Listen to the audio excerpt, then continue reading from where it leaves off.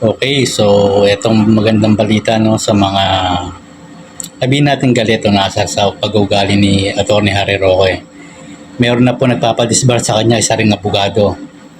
At ang masama nito, dating kabinete ng kailang parang hindi ang pinagsisilbihan si dating Pangulong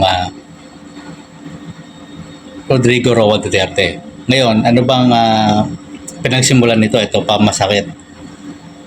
Nagsimula itong disbarment case kay Atty. Harry Roque nung sa pulburon video na fake video na kunyari allegedly nagsashabu o nagtetake ng pinababawal na gamot sa video ang Pangulong Bongbong Marcos para siraan na to.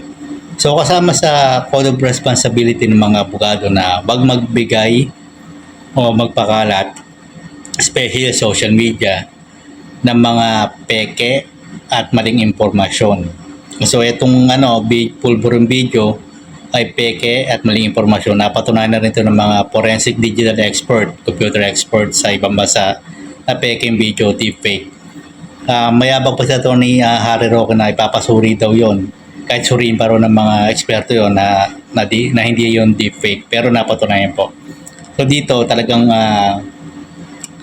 sa akin paniniwala base dun sa ginawa na ito ni Harry Roque ay ito'y maling pag-uugali ng isang abogado. Yung mga kinikilos niya, mga maling pananalita, especially pagpapakalat ng peking video, no, na inaakusahan ng pinakamataas na pinuno natin bansa para sa kailang sariling interes o political gain. So ito, kinasuhan na si Atty. Harry Roque ng disbarment. So ano yon? Ang disbarment po mga kasama ay magtatanggal ng lisensya ng abogado. Bawal ka na magrepresent ng mga kliyente sa korte o hukuman. At mawala na yung attorney na title sa pangalan mo. Meron na itong nasampulan sa Supreme Court si dating abogado na si Larry Gadon. So alam niyo naman yung mga panalita rin nun, hindi rin maganda. So ito, masakit sa kanya, sampal sa kanya dahil pulburon video yung pinagsimulan ng supposedly na target nila si PBBM, ang ating Pangulo ngayon, kasalukuyang Pangulo, at kapwa kabinete pa niya, dating nagsisilbi din sa kanyang dating boss na dating Pangulong Rodrigo Duterte. So ito, kapanapanabik at nagtatago pa to si Atty. Harry Roque.